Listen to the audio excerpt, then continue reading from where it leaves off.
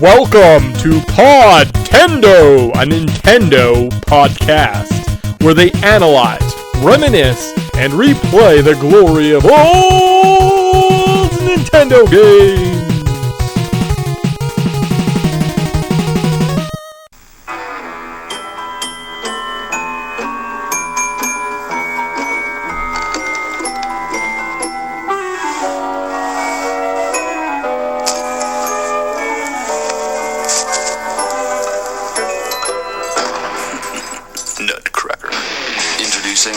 Sarge's Heroes, rated T for teen. The biggest little war there is for the PlayStation game console and Nintendo 64. Army Men, Sarge's Heroes. Real combat, plastic men. Good to go. Hey guys, welcome to the Podtendo podcast, where we analyze, reminisce, and replay the glory of old Nintendo games. We're not sure what that means, but we say it all the time. We be contacted on Twitter at Podtendo Podcast, email at podtendo@gmail.com. We're on Facebook, we're on Instagram, we're on YouTube. That's probably about it. We are our Let's Play review retrospective pop culture show. You're going to get all those things, and we're going to specifically focus it around one game and the game we're talking about today. You'll find out after we introduce ourselves, because I'm your co-host, Mick, and I'm joined every episode by my lovely and talented co-host, Tyson. Nice. Oh, better pull up Audacity, make sure I know it's running in the background. Great, I can see my voice. That's good. That's good, especially when you kill it like that. How you doing? Good. How are you? I don't know, man. You know, like, we've been going through some stuff here. We had a Mystical Ninja game. We had Metroid Fusion. We had Final Fantasy VIII. We have Army Men. I don't know. I might be done with this podcast. Yeah. No, that's fair. And I know we were talking about this earlier, so we might need to audible. And, yeah. We need to bring joy into my life, or else that's just it. Casualty of war, you know? Yeah. Especially considering you do the majority of the work. It's like, you know, without you, this thing ain't getting done. I would like to see a Tyson's version of the Podtendo podcast. Just Tyson. It's just me rambling on and on. But like, I have 4 little talking points, so this is a 6-hour podcast. All right, sold. So there you go. So today we're playing Army Men, Sarge's Heroes, for whatever it was released on. We'll get into all that details, but yeah, I don't know. We had a real slag here at the start of 2022. I don't know what we were thinking, but we didn't plan this out very well. It's too bad. Yeah, well, I think it's kind of a drop in the veil. It's we front-end loaded this podcast doing all the fun games that we love. Like, I know in the first year we blew through like so many Zelda and Mario games. So we kind of like, okay, let's space this out and mix in some other games. But at the end of the day, we've been kind of like, oh, here's some side tangent-y games that like might be fun to look at, and those just got built up. So that this is the year of our side tangent cleanup. I guess then we were doing a lot of like Series I, right? Like we had to hit. We couldn't just do Mystical Ninja. We had to do The Legend of the Mystical Ninja, right, for the Super Nintendo first. If you want to be kind of like really cute with it, and you have to do Metroid Fusion, because we wanted to get all the Metroid games at some point, right? So yeah, I get it, but why Army Man? Yeah, well, see, I like it. I always thought I liked this game, and I kind of don't mind it. Okay. But it's not a great game. There's a lot of limitations, and I just couldn't overcome it. So that's fair. I also feel like there's better versions than the N64 version, and that might be the limiting factor. Because, oh my goodness, this game, it feels like sometimes you just have to inch or centimeter along just for enemies to pop up, and sometimes they pop up behind you or around a corner, and it's just unfair. So we'll get into it, but if you use the opposite approach where you just run forward and they despawn behind you, it's a real easy way of taking out troops of armies. So it's actually kind of ridiculous how much you can abuse these spawn in and spawn points. Stupid. Anyway, so we're listening to Army Men, Sarge's Hero, developed by the 3DO company. Sales, we're not sure. Release date was September 28th, 1999. How long to beat has this game at 8 hours. Price at release was $59.99. If you factor in inflation, that'd be $96.14 today. On eBay, a copy of this game goes for anywhere from about $30 to $50. eShop, not available. And where to play? You can play it on the N64, PS1, the Dreamcast, and the PC. Yeah. I would say if you want to go and buy this game, find the cheapest one and just buy it that way. Maybe avoid the N64 because the limitations. Yeah, I'd be curious what how it plays on the PS1. I can't imagine it's that much different, but No, I mean, and then you miss out on multiplayer. Multiplayer could true. be fun, right? And that's like, that was the bread and butter. That's why we put this game in as kids. It was kind of like you play through the story a little bit until you get frustrated and turn it off, and then it's back to multiplayer and everybody choosing, like, trying to fight over the tin soldier, the silver guys. It's like, everybody had their favorite color as a kid. Yeah. Anyways, so before we get more into this game, maybe you're alive. Hopefully you're alive. I guess you could be like 23. Oh my gosh. So if you were 23 years old, this game potentially came out the year you were born. Crazy. Huh. Well then. All right. So Wayback Machine, September 28th, 1999. 23-year-olds, don't you want to know what was going on in the world when you were born? Because that's what we're going to look at. Get into that pop cultural landscape. So we're going to look at, what is your favorite show? So we're going to start out by asking the age-old question to Tyson. Could it be The Simpsons, Season 10, Episode 3, Bart the Mother? Bart shoots a bird, takes care of some eggs, hatches a lizard, and is involved in a mass gorilla killing in Springfield in the upcoming winter. Or Digimon, Season 1, Episode 29. Right, we'll just let Tyson chuckle on that one, because you have to think about it, right? And it's funny. It is. Right. It is. Because you're like, that is what happens. That's, like, ultimately the end of this episode is a bunch of gorillas are just freeze to death in Springfield, so... Oh, so brilliant. So brilliant. Like, that ending may save that episode. Yeah, there you go. Yeah, because you're like, I hate that episode, but you're like, I'd watch it again for that ending. All right, this is pretty clever. Pretty clever. All right, Digimon, Season 1, Episode 29. Return of Heighten View Terrace. The Digidestined find themselves back at camp, learning they were only gone for a few minutes. They then proceed towards Heighten View Terrace to try and find the 8th child. There, a battle between Garudamon and Mamathamon helps them recall they witnessed a battle 4 years ago between Greymon and Paratomon. They surmise that the 8th child must have also seen the fight. I wrote that down word for word. I'm like, I can't summarize this. Yeah, this is Digimon. Hey, we ran out of ideas.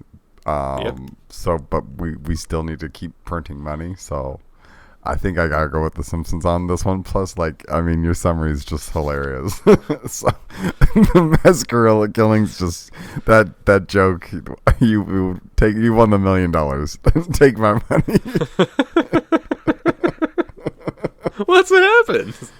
It is. It's so brilliant, and it just cuts on that. It's like, what happens when what we do with the gorillas? It's like, winter will freeze. Yeah, they'll all freeze to death in the wintertime.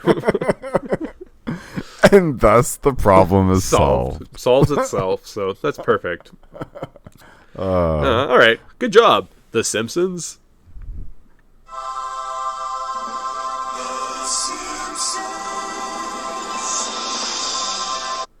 All right, well, that played out very well. I mean, I really thought Tyson would have a little bit more of a struggle. He's like, oh, man, I love Digimon, but stupid jokes. Yeah, sorry, I'm a sucker for a brutal joke, and that one just like, wow, that one. All right. I mean, I like Digimon, but maybe not so much as I used to back in my old days. I don't have a Digivice, that's why I'm not like one of these Digidestins. Why does everything need to be Digi? It's like... That's branding. like, they were really trying to brand the heck out of it, right? So, yeah. Well, think about it. They had Pokeballs and a Pokedex and Pokemon. So, that's fair. Pokemon Masters, but what are they? Digidestined. It's like Digiman doesn't have this. Yeah, doesn't have the same. Nah, the Hookspa's missing. All right, so top TV shows. You're like, psh, boring. I don't want to see a bunch of dead gorillas. What other TV shows? You could watch Third Watch, Sopranos, Angel, Roswell, Farscape, and Freaks and Geeks. Okay. Cartoons. This fall we got Beast Machines, Monster Ranchers, Mission Hill, Courage the Cowardly Dog, As I Almost Die, and Sonic Underground. Wow, Sonic Underground. It's that's one game. That's one show that I kind of liked, and then you grow up, and you're like, oh man, this is not a good show at all. I mean, I would say Monster Ranchers and Beast Machines also probably fall into that category. So yeah. But one show that stands out above the rest is Courage the Cowardly Dog. Yeah. Man, this is a show I didn't appreciate as a kid because it's probably too dark and scary. But It's really good and just like kind of like a psychedelic experience. It's very, very neat, and I wish that it was more available. Yeah, we kind of missed out on that whole weird experimental Nickelodeon cartoons, right? Like we weren't kind of had those in our lives as much, but yeah, does seem like one of those more interesting franchises, right, to get into. So, Courage the Cowardly Dog. Movies, though, you're like, I want to watch TV. I got these free movie passes. I'm going to go watch a sweet movie. This week, you could see Double Jeopardy. 2 Alex Trebeks. That's pretty exciting. Still in theaters could be Blue Streak, American Beauty, and Stir of Echoes. What kind of sick kids would ever want to watch Stir of Echoes? I don't know. It seems weird to me. And if you wait... I don't even know what that movie is. Oh, it's like a Kevin Bacon one where he hears ghosts in his house and he tears it apart, and it turns out like the previous owners had raped and killed a girl in his house, and it was like her ghost trying to like get them convicted or something. We watched it one time on pay-per-view with Grandma and Grandpa. Oh my goodness. I remember this movie. This is a dark movie. Yeah. He pulls out his teeth and stuff. Yeah. Yeah. All right. And if you waited a few weeks, you could watch Alvin and the Chipmunks meet Frankenstein. Probably should have watched that one with Grandma and Grandpa. Elmo and Grouchland, Mystery Alaska, Three Kings, and Fight Club. Okay, that explains this is a interesting time because everybody's got to be edgy. Yeah. Fight Club came out. Yeah. But Alvin and the Chipmunks, not too bad actually. I think I'm not sure if this is the one. Maybe I'm confusing that with the Wolfman one, but the Wolfman one wasn't too bad. I think the Wolfman, and they probably met Frankenstein afterwards. But it's weird that he did meet the doctor that created the monster, right? Yeah, they kind of messed that one up. I bet you they just butcher it, and he just straight up. Well, let's see. What do you think the cover of Alvin meets Frankenstein? Like, do you think it's straight up monster? What are we going with? Let's look at the images. Oh yeah, straight up Frankenstein monster, either on like a roller coaster together. Oh, Theodore's hugging him. That's cute. Yep. There you go. You literary slobs. Yeah, it's like, did you guys not read the books? You're influencing a whole generation of kids. Clearly, they didn't. Their careers are making Alvin and the Chipmunk cartoons. They obviously didn't read books. Come on. That's true. They didn't make literary or cinematic masterpieces like Elmo and Grouchland. Yes, well, Elmo and Grouchland did win the Oscar, and Mystery Alaska was a close runner-up. But ironic, on a real bad tangent right now, but I'm going to save it. Let's get through the video games, and then maybe we'll talk about it. Fair enough. I don't know. I just don't want to talk about this game, apparently. So top video games are Tiny Tanks. Don't know what that is. Sonic Adventure. Okay. Soul Calibur. Resident Evil 3. Age of Empires 2. Crash Team Racing. Final Fantasy 6. And Pac-Man World. It's a pretty good roster. That's not bad at all. RE3 is super underrated. I know the remake was not the most well received. I had a blast when we played it a couple years ago. I thought it was outstanding. Yeah, well, I think that all the remakes are always really well done. Yeah, Age of Empires 2, I think is still being played today. Yeah. Bloody thing. Crash Team Racing got re-released, like a remaster on the Switch or a sequel on the Switch, so that's still going. Final Fantasy 6 is some people's like favorite, and a lot of people consider it to be the best. And then you got Sonic Adventure, like one of the, if not the only good 3D Sonic game. Yeah. And I guess that's the re-release on the PS1 of Final Fantasy VI, not the original Super Nintendo release. Oh, yes. Yeah. Of course. Yeah. But still, it's first time people get to play it in North America then. Or no, not what am I saying? But still. I mean, the first time they played Final Fantasy VI, yes. No, yeah. Right, because it was Final Fantasy 3 on the Super Nintendo. Right, yeah. You're right. Yeah. Okay. All right. Way to save me. Yeah, we got there. All right, so the top 3 songs, according to the Billboard charts, is the final thing we're going to look at before we decide to leave this confusing timeline. Number 3 is Genie in the Bottle by Chris.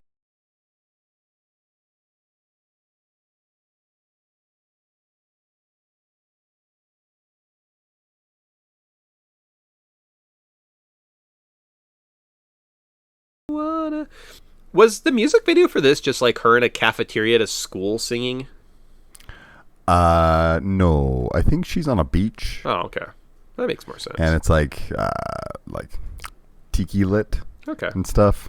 Yeah, I think so. Sure. All right. And the Spanish infusion is taking the nation by storm, obviously, at the time, because the number 2 song is Bailamos by Enrique?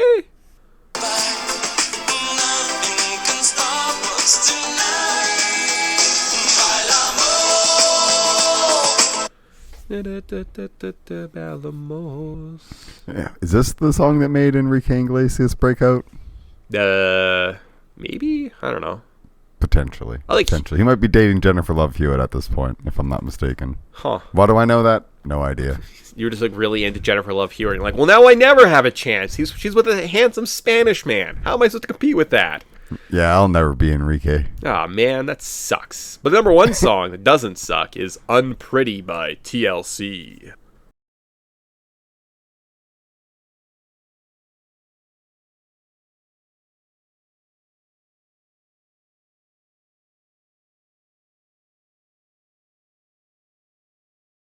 End of the day, I got myself to blame.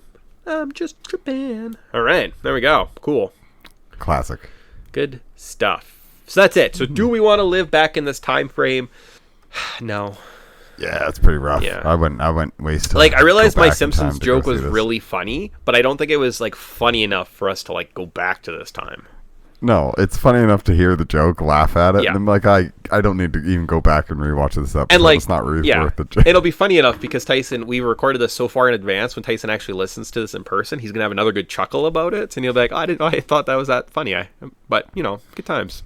Oh, 100%. Yeah. And you know what? It's a interesting time, but very late 90s, almost 2000s, so we don't really have an identity, and it's a weird time. All right, cool, yeah. So let's get into this game specific. Now that you know what the pop cultural landscape, you're like, oh, I remember this kind of where I was in this time of my life, unless you're 23, and then you weren't born. I don't know if I'm able to get over that one, to be honest with you. I might have to go for a long walk in the park after this. All right, so development details. So I couldn't find anything about the development details on this game, so I guess I'll just read off the Wikipedia page. All right, Chris Kramer reviewed the N64 version of this game for Next Generation, rating it 3 out of 5 stars, and wrote, the camera and controls will probably make you throw the controller in disgust every now and then, but if you can make it past that, Army Men delivers some fun. It delivers some fun. You know what? That might literally be my exact review of this game. I might just echo Chris Kramer's response. It does have some fun, if you can get over that. The Dreamcast version contains differences from the PlayStation and N64. The Dreamcast version is actually the N64 version with enhanced graphic, voice acting, and music.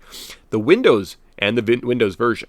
It was developed instead by Sapphire and published by Midway. By entering the cheat SFFRMV in the Dreamcast version, the player can view a short making of film. It contains a plethora of extra characters with a fluffy pink bunny, a little girl, a skeleton, as well as the faces of many of the game's developers. So apparently Dreamcast was the way to play this game. That's the definitive edition. Makes me want a Dreamcast even more. I can add this classic game to my collection because everybody needs to play this classic adventure. Yeah. No, it's outside of the weird controller. I mean, I don't want a Dreamcast except for the cool controller.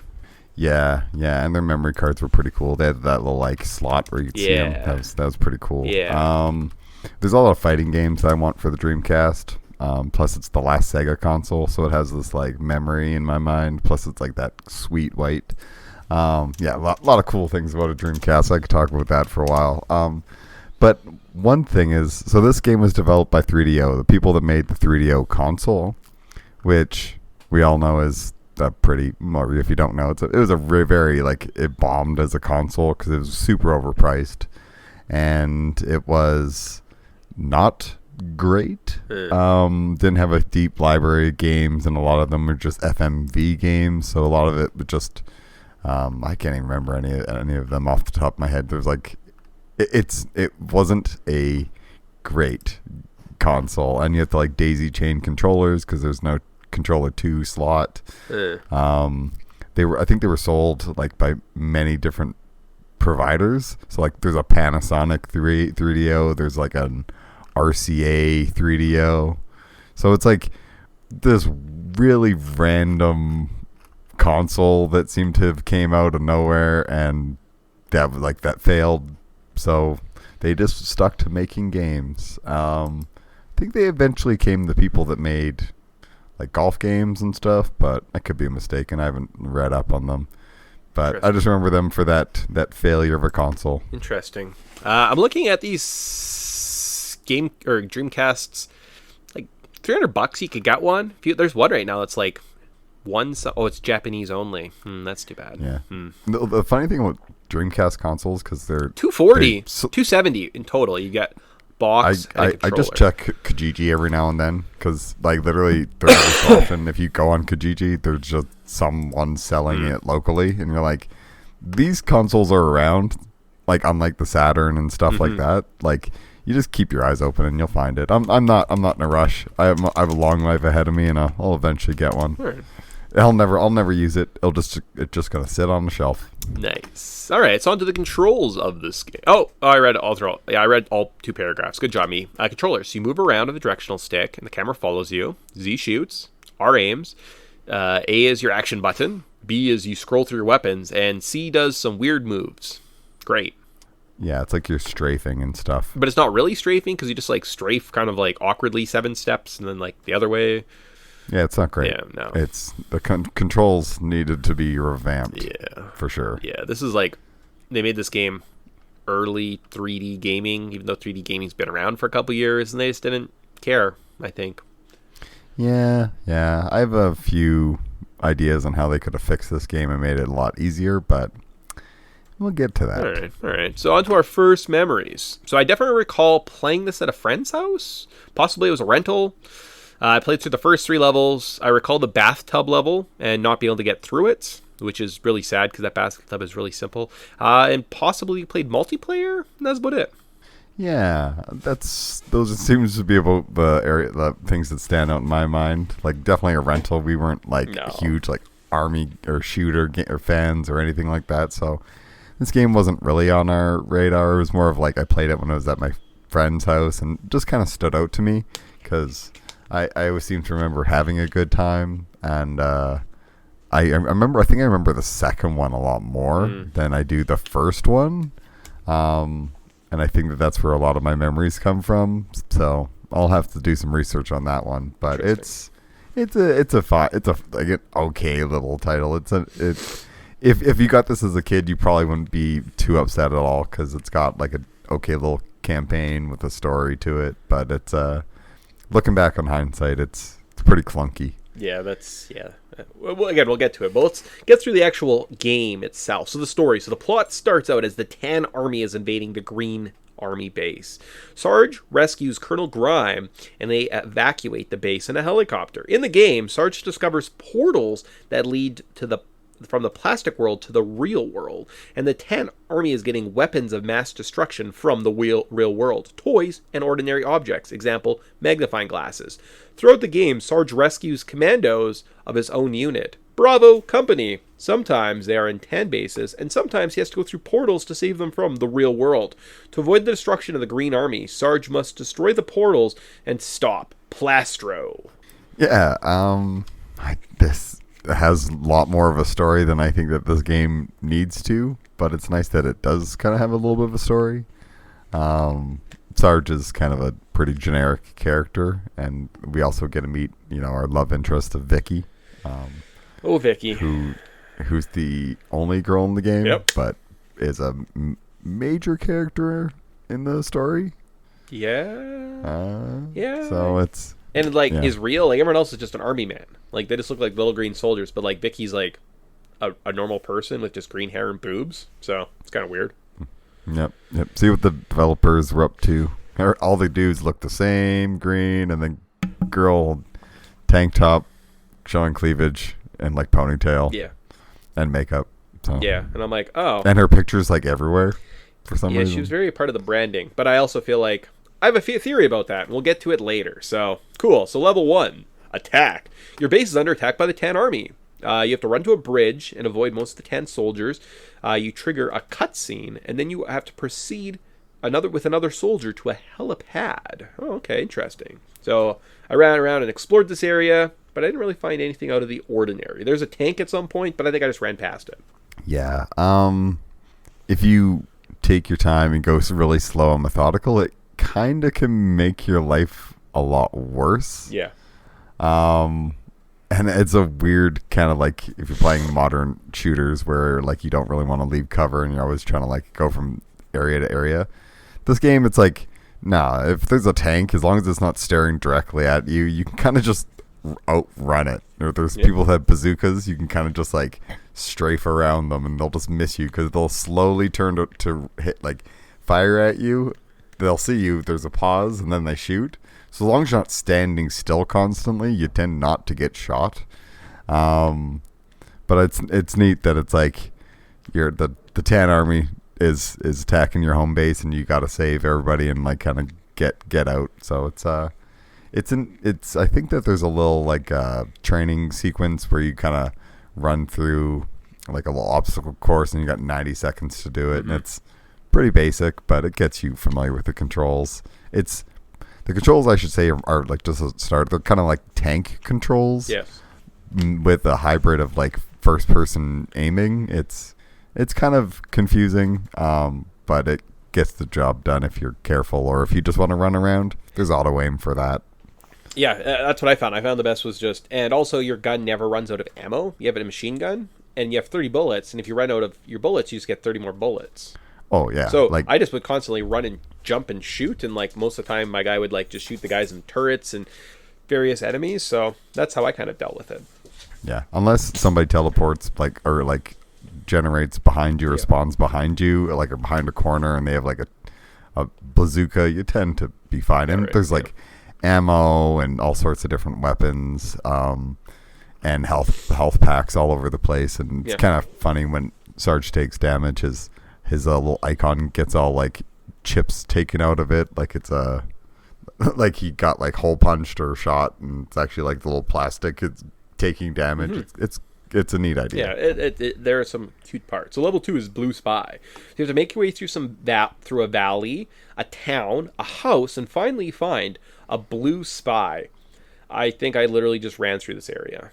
Yeah, there's a few tanks, but if you're not like paranoid and you just kind of run past them, and they're looking the opposite way, they have a really hard time turning around, and sometimes they just don't turn around at all, and you're just like, I'm just gonna run past. Yeah, it's genius. Level 3 though is the bathroom. So you have to make your way around a tub, you find the Blue Spy, and then double back to the entrance with him.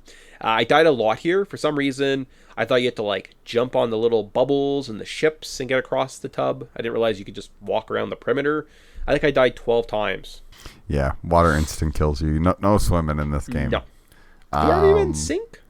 I would figure they're plastic. They would float, but what do I know? It's also like there's sometimes where you'll walk into an area and then all of a sudden 3 enemies will pop in, and then you kind of like walk into the next area and then enemies will pop in, and it's like that's just it seems to be like they're. I don't get it. Like I don't get the spawning points. Obviously, it's like has to handle with like the memory and stuff, and just can't bring everybody into it and process it. So I get it, but it's just like it's kind of frustrating. It makes the game feel laggy. Yeah, it sure does. Now we're out, and I was like, man, I've got further than I did when I was a kid. Great. So we're dropped off near a road. We have to fight past some tanks, invade a base, open 2 gates, save a friend from a magnifying glass that's lighting a firecracker, which I was like, okay, that's kind of cute. I hope you had fun the first time, because now you have to escape with your friends. All right. And I said, this is where the game slows down to a crawl. It needs checkpoints. Opening those damn gates, I think, killed me more than anything, because I just did I'm going to run through this whole level, and I'd get stuck trying to open the lever, and I'd get like hit by a tank, or guys would shoot me. It was awful. And at one point, I opened the gate and ran through. My friend didn't come with me, so I had to like go back through 2 areas to get him. Oh, and that's some of the worst spots where it's like, why is there no lever on this side of this wall? Yeah, like a switch. It should have just been a switch. You stand on it, the gate opens, you move on. Done. Yeah, it's like, no, here's a lever that times open this door. So, and if you're getting shot at, you stop, or you'll move to cover your backup. Or you run right in front of it and you press A and you just jump awkwardly, and you have to like reposition yourself awkwardly, and you just keep jumping, and then at some point you like go back and now you open the lever, and I was like, what? Yeah, and I feel like the action button of like flipping levers is kind of clunky, and there's some awkward like I platforming mean, of Zelda like jumping perfected up. it. Action. When you can press it to make the action happen, there should have been a green button that says jump. When you get to the switch, it says switch. Done. Yeah, a visual indicator. A visual indicator helps a lot. Yeah. Yeah, too many tanks, but if you got bazookas and you just slowly take your time, but you're right, it crawls to a halt. This is one of those games like levels where you just like you can't run through it, and I think it's one of the more difficult levels to me. It feels like super claustrophobic and too many people in like high areas that you can't see right away until you're already getting shot. Yeah. But we got through it. We survived, thankfully. Now, the next two levels are kind of just the same level, but for some reason, every walkthrough I saw, it broke them up. No idea. So the forest. So we fight through some trees, kill some men, cross a river, and now the river doesn't kill us. So that, like, I was lost for a while. I was like, I don't know where to go. I can't get in the water. Apparently, this river's fine. Pass a bridge and watch it explode. We continue past some trees, get a mine detector, fight some enemies near a base, and enter the rift. But also, Hoover, level 6, apparently is the same thing, because you find your friend Colonel Hoover or something, and then you guys enter the rift together? Maybe? I remember running through the forest. Yeah, and you meet Hoover, who is a minesweeper, and you like do mines together. Yeah. And then you get to the little base, and you run through the portal, and then you have the next level. So for some reason, though, the walkthroughs kept splitting these two areas up. So they kept saying up until the bridge is a level, and everything after the bridge is a level. Oh, okay. Maybe because of just like checkpoints or whatever, but that's random. I also feel like maybe playing the N64, the walkthroughs are probably written for the like actual other systems where they got the full experience, because the N64 is like the bare bones experience. I think we got one exclusive in the final level, and it's not in the right home about everybody, but it's a neat little Easter egg. Yeah, there you go. So now we passed a lot there. Mine detector's kind of fun. That's about it, right? Like you get a variety of weapons here, but really outside the bazooka, general machine gun, and like the minesweeper, I don't think anything's too adored. No, I think you also get the some mortars in this level, which are very helpful. And use the trees as cover, because there's lots of people with bazookas, and sometimes I didn't know somebody's there until I just see a tree blow up and burst into flames, and you're like, oh, there's somebody on the other side of that tree. Yeah, I think I've implemented the strategy here, just run as fast as you can, and I got through the level. So there you go. So then we're on to level 7, the garden. So you move around some planter boxes while fighting men, taking out tanks and ants. You have to fight your way to the top of the planters, move across some bridges, and there's a gunfight, and there's helicopters. I literally could not beat this level. I don't know. I killed everything. I'm not sure how to finish this level. I climbed on everything, killed everyone, and then just it never proceeded. Like I could never get to the ending because I couldn't figure out how to get to onto like the southern planter box to get to the check mark. I feel like there's like platforming that we need to do. Was there a bridge that I missed maybe somewhere? But I think like I went all around the planter box that has the bridge to like where it looked like where I kind of got stuck on the south end, but I couldn't get on top of that. The only way I could figure it out was there was like 2 toy blocks and then 3 toy blocks, and it almost looked like you had to platform between them, but I couldn't do it, so I just quit and started using cheats. Well, using cheats in this game is not a bad idea. So I played legitimately up until level 7, and then I quit, and I just cheated my way through the rest of the game. So yeah, I feel like this game is also not very well loved, so it's, I don't know, it doesn't really kind of get the respect, but it like, because I'm everything like to play this game, I basically, unless you have the cartridge, you're using an emulator, and a lot of the emulation, like there's texture issues, there's frame rate issues, even though it's like, why is there frame rate issues? I'm just assuming it's the actual like game problems, but yeah, I think. Yeah, no, with the planters, there's like a minefield on one top of one of the planters, and then there's like a portal, but there's like a bridge you got to run across. But I just don't understand how to get to the planter to get to the... I mean, it's fine. You can just jump up, I think. Oh, so I didn't need a...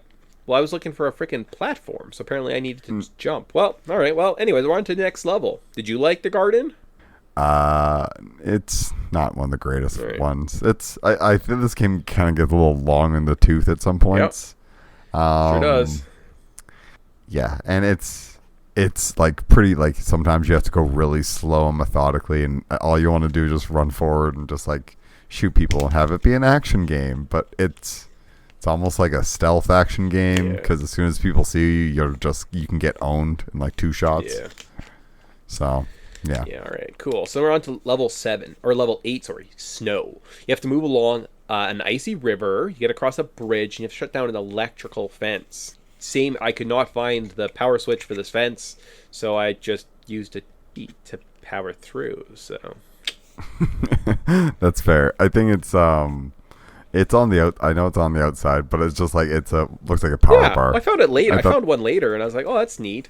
But like this one, I went literally the whole length. I killed everybody, and there was no one else. So I just jumped in the river eventually and died. And I was like, I killed everyone. Couldn't figure it out. It was weird. Yeah. Yeah, I think that maybe there's a spot along the right. It must have been on the right-hand side. I want to say it's on the left, because it's kind of like when you're looking at it, there's like a square.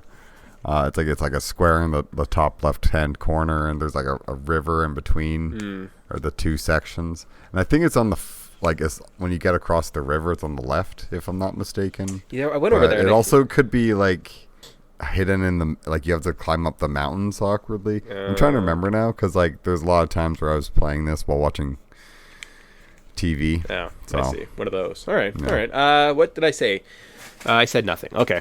So level 9 is sharp. After climbing over the fence, you have to go through 7 squares. So each square is full of enemies. There's little tents. There's turrets. You have to kill them all, hit a lever, and stop. It seemed really neat. My strategy was run around the side, alert the guards. Backup comes out of the gates, so then I could run in between the little gate area, and I would move on to the next area. So outsmarted the game here. Yeah, I like this level. You get some gray soldiers to join your fight. You get to rescue them, which is pretty cool. They're all pretty suicidal, and they just like run straight into enemy fire and don't like dodge or weave. They just run straight forward, which eats up rocket shots, but it doesn't lead to them living. But yeah, it's too bad. You don't need them to live. It's fine. Level 10 though, we get to Fort Pastro. That's right. Okay, so we storm a beach. We have to turn off an electric fence. Then we have to make our way into the base before we are captured. I think at this point I was just kind of going through the motions. I got to a point where I kept getting rocket launched. I think somebody hit me with a bazooka like 3 or 4 times, and then I was like, I'm just gonna obviously cheat my way through the rest of this game. So suck it, Fort Pastro. Yeah. There's the end of this has 2 little into the introduction of the robot toys. So these got these giant robots. They shoot like missile or like these like mini guns at you, and they can own you pretty good. But there's just a bunch of bazooka ammo hanging around the final, so you can just load up and shoot them from a distance. Because like every enemy in this game, at a certain range, they just can't hit you. That sucks. So I would have loved that in level 2. So Scorch. So we are captured. We have to escape from a cave system. Then we have to fight through a horde of tan soldiers outside. And I kept dying to a bazooka guy. There was one on like a blind corner, and as I ran around the corner, he would shoot me with the bazooka and die. And I couldn't get past the corner and look at him and shoot him without him killing me first. So, this game. This level's pretty bad for that, because there's like a minefield. And at one point, there's like a dude with like a flamethrower who's like standing right around a corner, and like, oh, the flamethrowers! Oh my gosh! Like, can you please like knock it off? Also, Vicky, supposedly this is where Vicky is now working with the Tans. She's working and has betrayed us, because she's like pushes us down into the hole, and while she's hanging out with General Plastro. Yep. So yeah, But it's pretty neat, because like you see there's a dog food bowl, so we're in the real world, but in the backyard of the real world still. And it's I just kind of get confused sometimes when we're in like our world versus the real world, because we go through too many portals, and yeah, I'm not paying attention as I'm watching TV. But it's a frustrating level, and you got to go slow, and it's a maze, but it's maze with enemies hiding behind every freaking corner. Yeah. So and there's cheap. The flamethrowers, bazookas are like almost too OP, but Anyways, on to level 12, Showdown. So you infiltrate an enemy base. You have to turn off an electrical fence, storm the base, open the front door. This level's actually kind of fun. It's almost like they thought through. There was level design. There's some boxes, and you can like look over the fence and you snipe everybody out. And it seemed like the enemies were almost placed in like fair locations for you to have actual combats with them. Some of this game is well thought out and is fun, and then some of it is frustrating. It's almost like they were just padding a lot of this game and threw together crappy levels just so they could have more game. Yeah, unfortunately, I think that's kind of the case.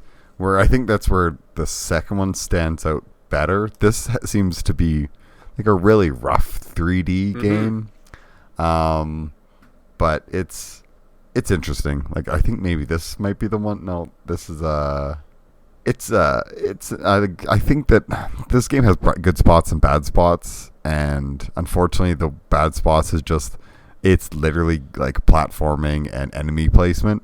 They can just get way too ridiculously like frustrating. But yeah, it's got its good and its bad moments. This just so happens to be one of the better moments. Nice. And actually the rest of this game was more fun. Some of those levels I played through maybe like 5 minutes and then just went on. Some of these I gave them like a full attempt and beat some of them actually. So again, end of this game, better. Start of this game, not bad. End of this game, better. It's strange, very, very strange. So level 13 is we're in the sandbox. You have to fight your way inside a cave to get a flight pass. Then you have to take a rocket to escape from the sandy battlefield.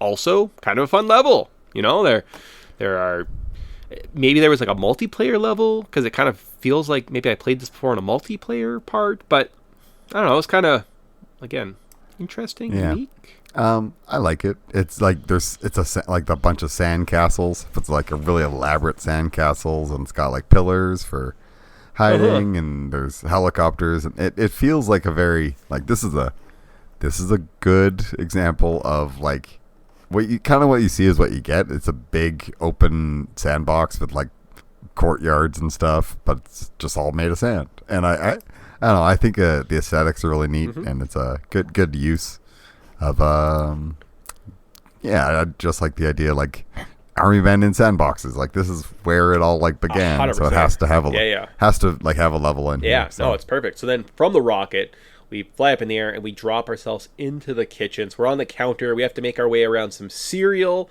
and Twin Peak rice before making it down to the ground before we could proceed to the living room. I did not get off the first area. I kept trying to climb up on the cereal boxes, and I kept getting bazookaed or hit, or there was always like a weird enemy that would just kill me. But I enjoyed the Twin Peak rice. Yeah, and the I think it's like Kratos, and it's just like looks like a piece of poo. Yeah. And yeah, this is where I think fall damage is so. Yeah. Like, why have fall damage in this game? Well, I mean, the first like objective is make it to the floor. Running and jumping off the counter would be silly. So. Yeah, well, that's fair, but I mean, it's like. I get the whole platforming, but just like have more forgiving. Like if you fall out off the counter, die. But if you climb up the like cereal box and then you fall off, you shouldn't have like a third of your life disappear from fall damage. And then like when you are trying to climb down to the floor, like you have to like slow, like just tap it, like tap as you like fall to the ground, because if you tap too far you might run off the edge and die. It's like it's like such a pain. But it's a neat little level. There's some cockroaches hiding out behind the kitchen sink. I hated bugs in this game. They creep me out. And there's like the spiders in the last like couple levels. I think it's like under Scorch.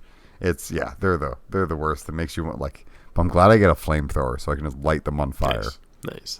So the final 2 levels, level 15, living room. So you have to navigate through some presents, climb up on a couch, and search for something. Maybe your friend? You just have to work your way to the Christmas tree, and underneath the Christmas tree, there's an N64. Oh, cute. Yeah. Then you make your way to the N64, and that's what triggers the cutscene. But it's a pretty like, I think that this level's really short, and I that's where like.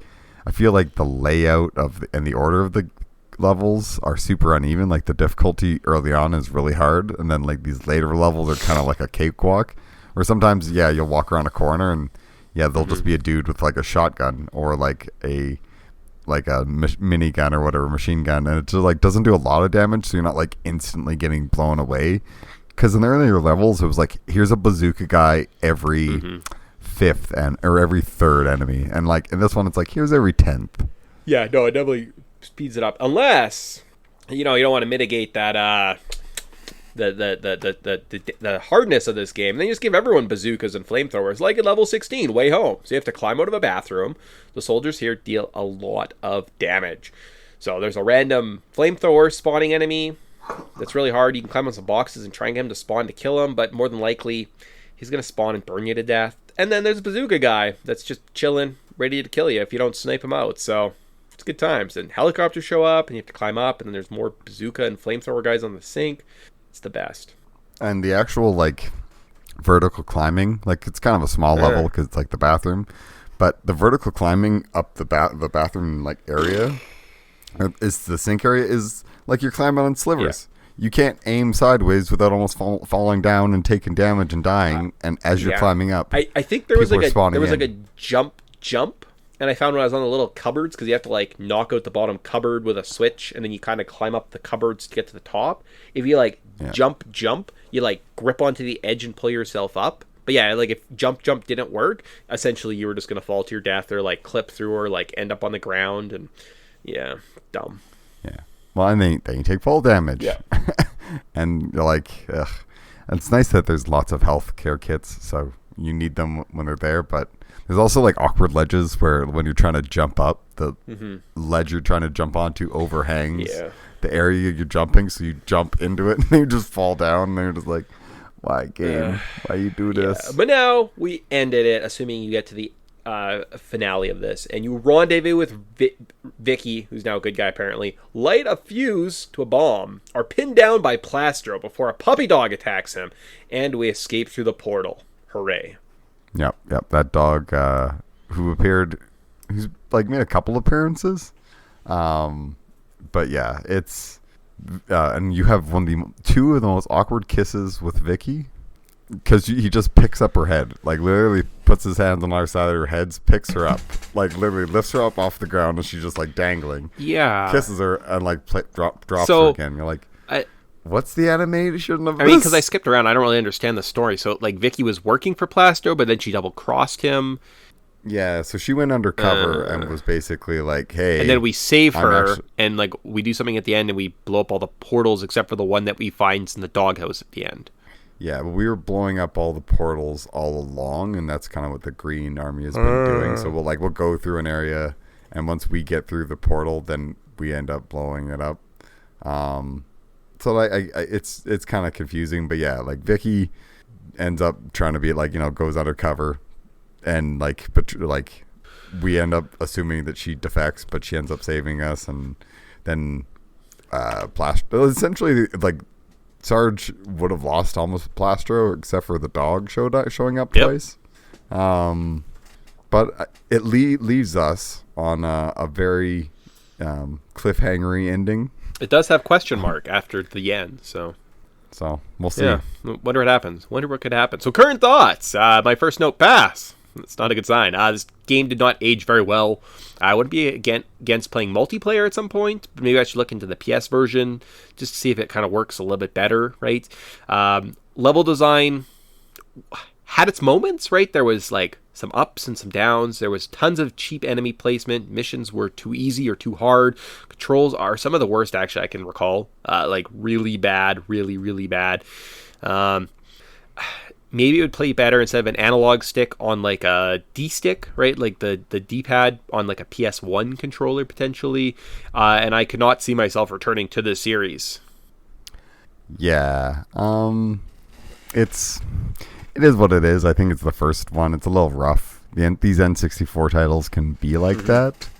But you know what? I think it is what it is. It's like it's a super, I wouldn't say good game, but I wouldn't say like a bad game.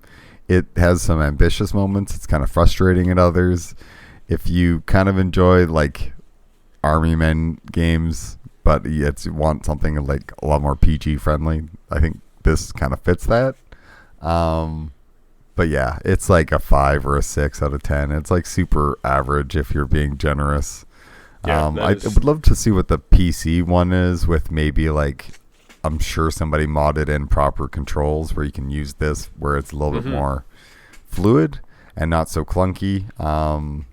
But yeah, I think that the reason this game was so popular was multiplayer and running around and blowing people up and stuff like that. Well, they had that weird tie-in because like Toy Story too, right, had popularized the Army Men again, yeah. right? So I kind of feel like, I don't know, it like had this weird, I don't know, rub from that for no reason. And Toy Story 2, what did Toy Story 2? 99 came out specifically November. So Toy Story 2 was coming out. I'm sure there was lots of advertising with the Army Men because they were whatever, cheap. So I wonder if that had anything to do with kind of the popularity of this game, potentially, maybe. Oh, for sure. And I mean, Army Men have been around for forever. But tell me more about the Army Men. All of our fans are saying, hold on, guys, we'll get to it. Jeez, leave us alone. Yeah, it's like, we'll get to it. We're getting there. All right. But what would you change? What would I change? All right, so there's a good segue. Segue Jones over here. I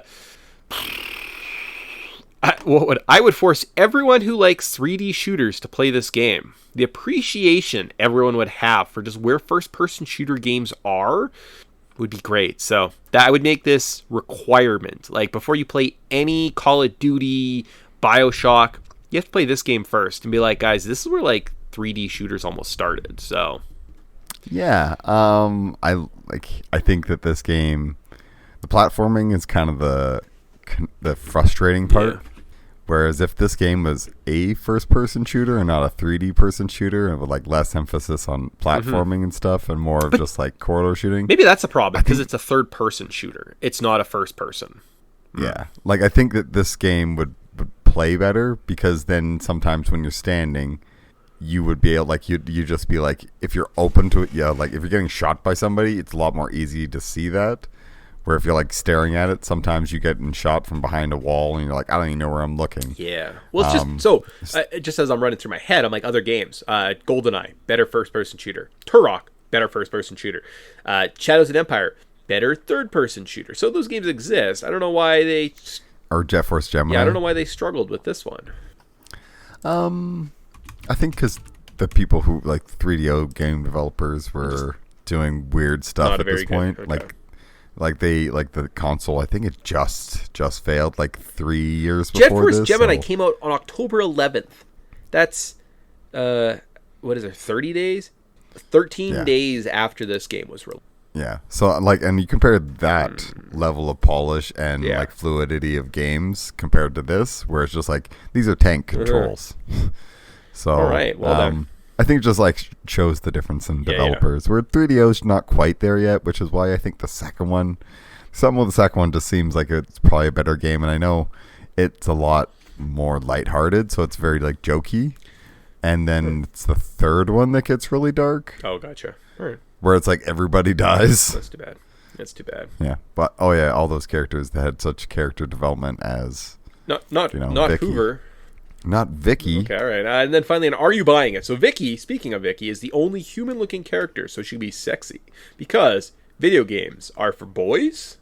It's either that or the animators are horny. Yeah, I was going to go with that, too. One or the other. Or video games are made by horny boys. So, good stuff. Yeah, probably. Right. Probably that one. We did have jiggle physics within the next, 5 years, so... You know what? We got that before we got hair physics. Yeah. Think about that, everybody. Like, we literally, it kind of moves around. It's like, we spent more time trying to figure out how things jiggle than we did how hair works. Yeah. We still haven't really figured out how hair works, so. No. Well, only a few games have kind of nailed it, and it still kind of looks janky. But that's it. That ends our review of this, experience. We're going to final cultural significance. We're going to do a deep dive into game tropes, marketing tactics, interesting stories. We talk about this game relates, give other examples, and tie it all back together in the end. So we're going to do 2 today because I don't want to play another Army Men game. So we're going to look at Army Men game series and the little plastic figures themselves. Cute. So Army Men toys. They are 5 centimeter green figures.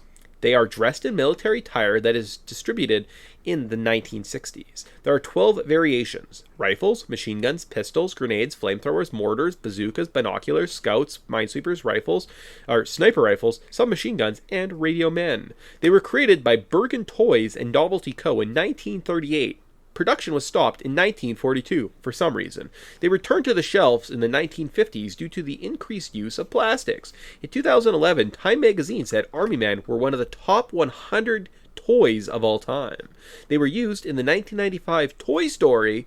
They were banned in schools/daycare centers. And in 1972, Stephen King's short story Battleground dealt with soldiers coming to life with sinister intentions. The only note is I think maybe it stopped because of World War II, and they need plastic for war rationing. Of course, that's why it stopped. Sorry, you're like for stop for some reason. And I was like, that was like a subtle joke there. Where I was like, I don't know, something happened in 1942 where people were like, hey, maybe we shouldn't promote war with children. That's fair. Okay, fair enough. Sorry, that's just me being a dunce. I believe World War II was going on at that point. Sure was.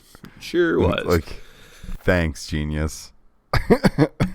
I mean, I guess the design must have changed because they have the military tire of the 60s, so somewhere between 50 and 60 they changed a little bit. All right, cool. Yeah, there you go. Army Men. Do we ever have Army Men? No. We might have had we might have stolen our uncles at some point. Yeah, I feel like that's where ours was, but we never really had Army Men. Yeah. All right. Any other points in there that you're like, wow, that's amazing?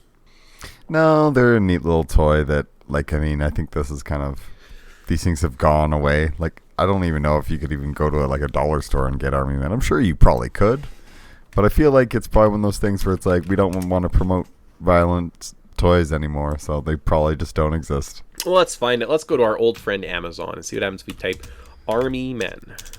I'm sure you get a bucket of them for like $6. There's like some fancy play sets here, and I just want a bucket.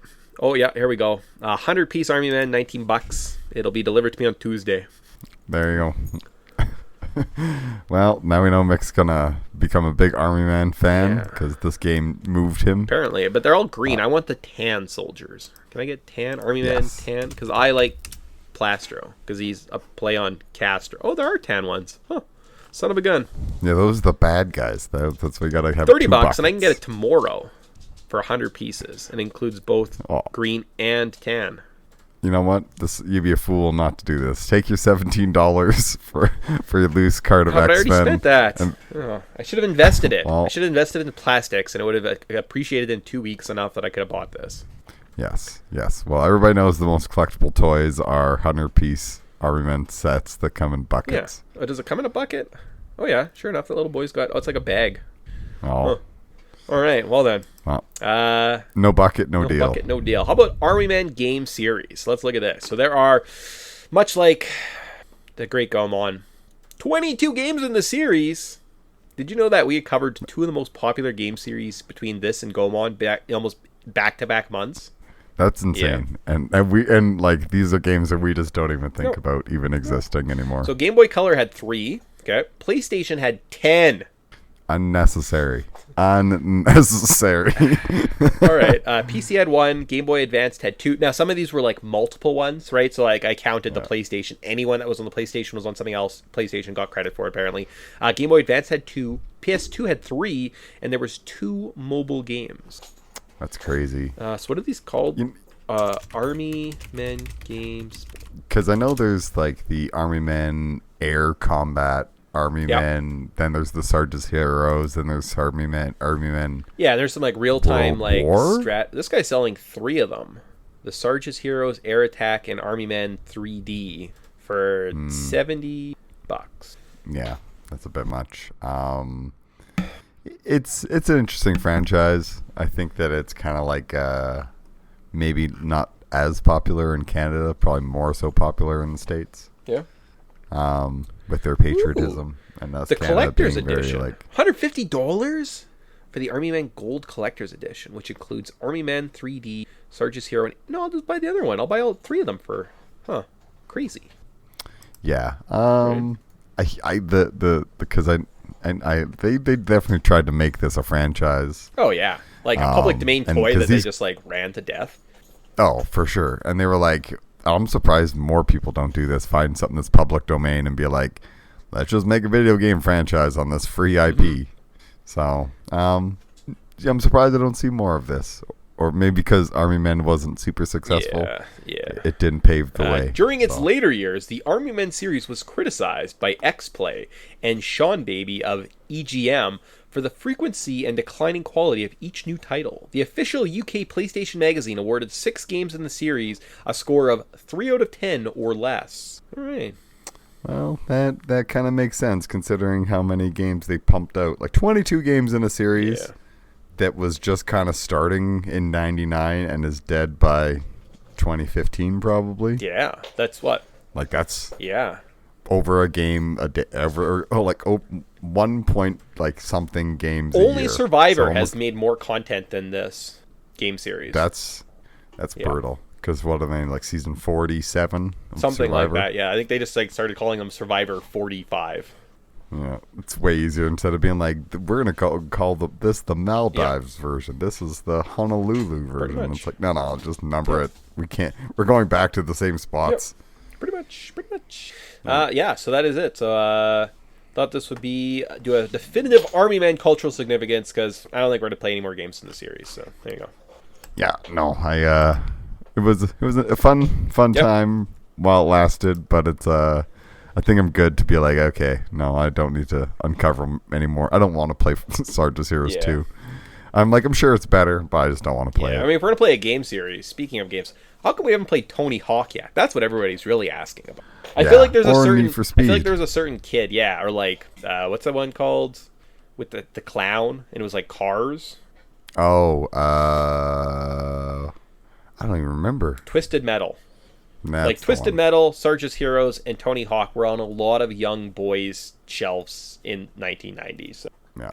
Well, maybe in the future, but I think we have some change of plans because we need to save our sanity. I need a. We might start backburnering some stuff. Right. Cool. Yo, I mean, there is like a remastered Tony Hawk 1 and 2. I think that was released. So.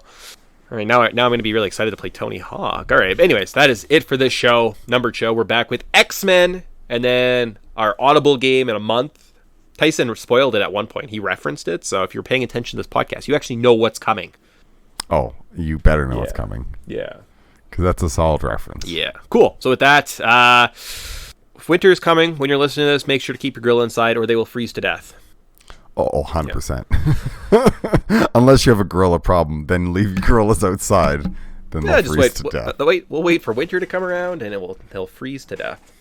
It's like Lisa's just looks disturbed. Yeah, horrified by this plan. Yeah. Perfect. And fade to black. Done. Awesome. Well, that, do we miss anything? Nah, I think we beat this Army Men to death. Cool. Yo. All right. Well, with that, we say goodbye and see you guys in 2 weeks. Bye.